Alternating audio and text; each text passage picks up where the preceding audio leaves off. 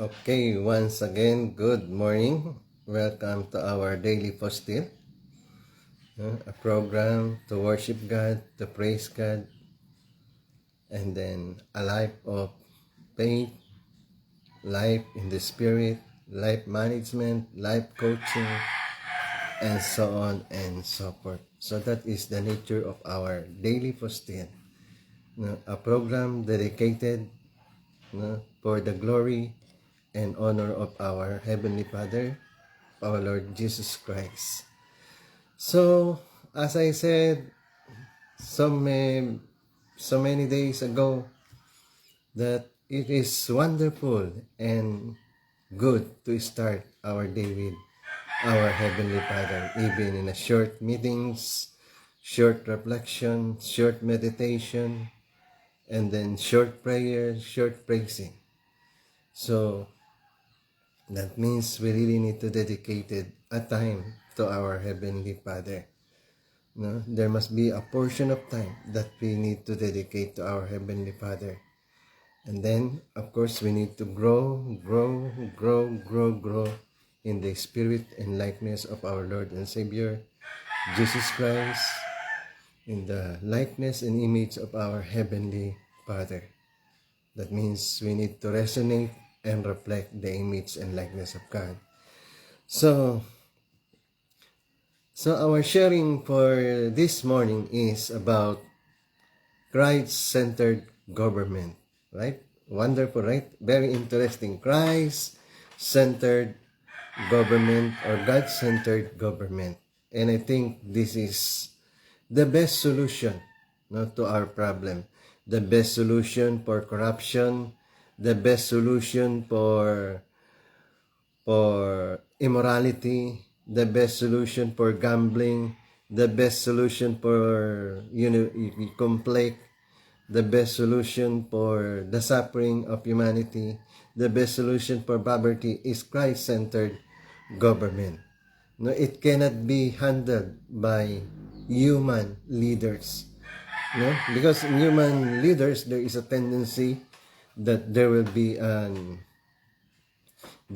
togetherness, and then there will be a corruption, and that corruption could be eliminated once we make a government that is centered on God, that is Christ-centered. So Christ must be the head of the government. As it says there in New Testament, it says Christ is the head of the family. So that means Christ is not only to be the head of the family, but Christ must be the head of the society. That Christ must be the head of the community. Christ must be the head of every nation. Christ must be the head of every president. Christ must be the center of every kings. Christ must be the center of every business leaders. Christ must be the centers of every rich and famous people. So that means if we make Christ as the center of our institution, if we make Christ as the center of our society, of our family, then we can eliminate all kinds of problems. Because what we are going to do there is to adapt the teaching, the philosophy, Christ's philosophy, God-centered philosophy, God's way of political system. So first and foremost, that means we need to understand what is really the thing that hold us.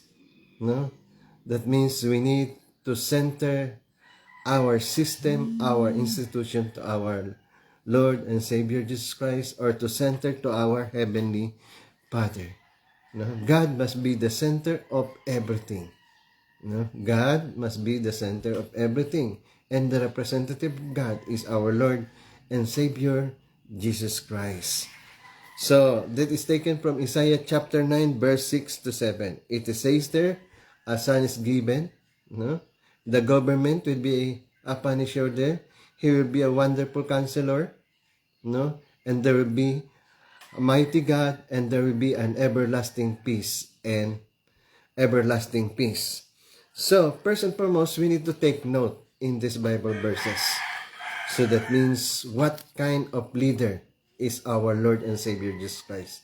And basically, our leader if we make God, our Lord Jesus Christ as our leader of our society, the leader of our government, the leader of our nation, that means we can assure, we can assure that there will be a justice and righteousness.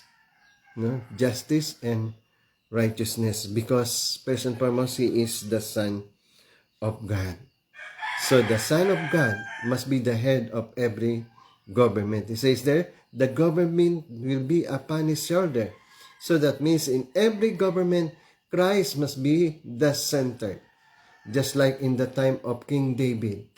In the time of King David, who is the center? Who is the center of King David? The center of King David is our Heavenly Father. He only does things in accordance with Heavenly Father. And similarly, in the time of Nineveh, when the king was approached by Jonah, and Jonah say, King, there will be a destruction of your city.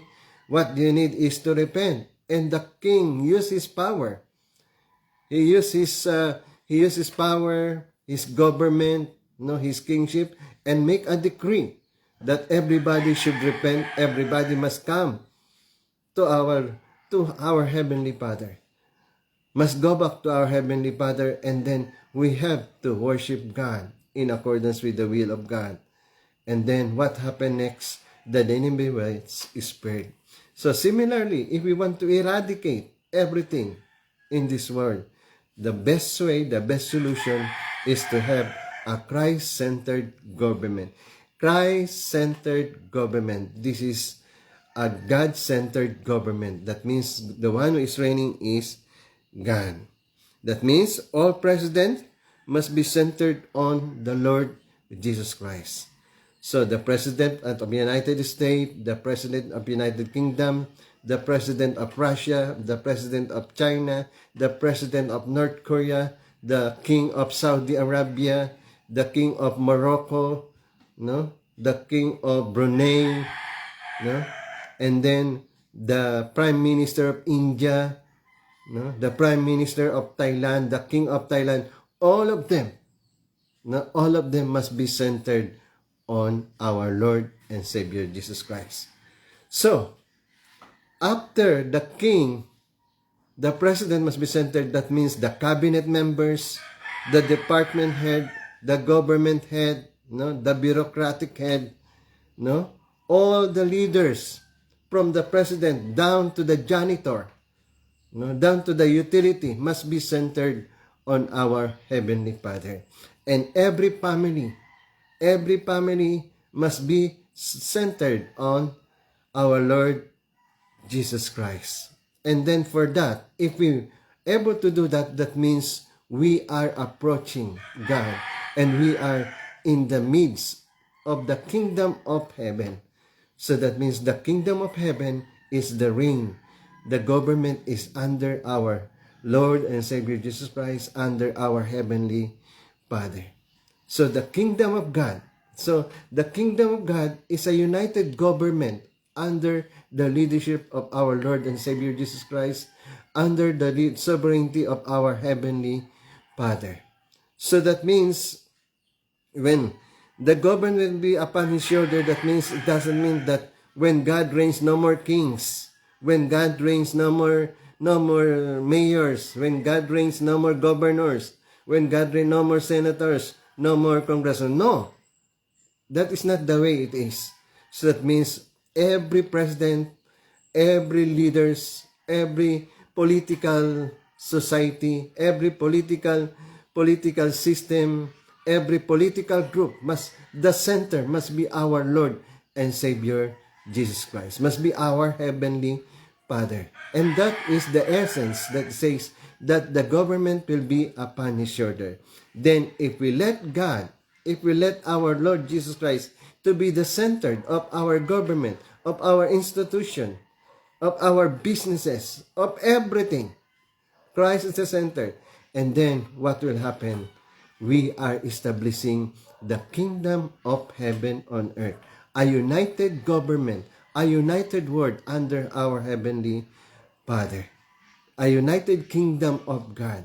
So that means That meaning there, everyone is serving our Heavenly Father. Everyone is serving our Lord and Savior, Jesus Christ. And that is the essence.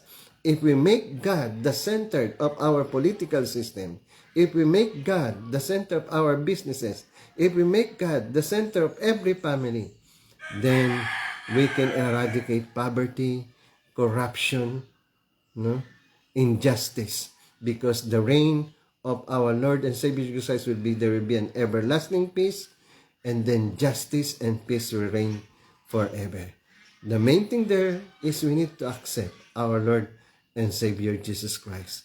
And for that effect, that means every people must come, no, to the knowledge and fullness of our Lord and Savior Jesus Christ. And it is our responsibility to spread the Word of God, no? To spread the Word of God and to reach every corner of this world.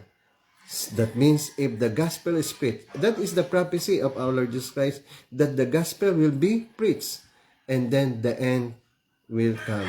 The end of evil, the end of poverty, the end of corruption, the end of evilness, the end of sexual immorality, the end of fornication, the end of selfishness will stop once we spread the word of our Lord Jesus Christ, once everybody accept, believe, and follow our Lord and Savior Jesus Christ. So that means to have a Christ-centered government, a Christ-centered businesses, a Christ-centered family. That means everybody should accept and practice the word of our Lord and Savior Jesus Christ, to practice the word of our Heavenly Father. That means everybody will live in peace, in righteousness, in justice, and in an equal prosperity. That means no more poverty, no more corruption, no more selfishness, no more greediness. That the reign is only love and serving one another. Okay? So thank you very much for this morning. And I need your like and share if you can amplify this. And then if there is somebody who can sponsor this program, no, you are most welcome to sponsor this program to amplify, so that I can reach out many people, because the word of God must be brought in every corner of the world, so that we can realize the will of God. We must practice, we must follow, we must live the words of our Heavenly Father, the words of our Lord and Savior Jesus Christ. Okay, so thank you, and God bless everyone, and see you again tomorrow for another day for our daily postil. This is Doc Rudy sharing God's love.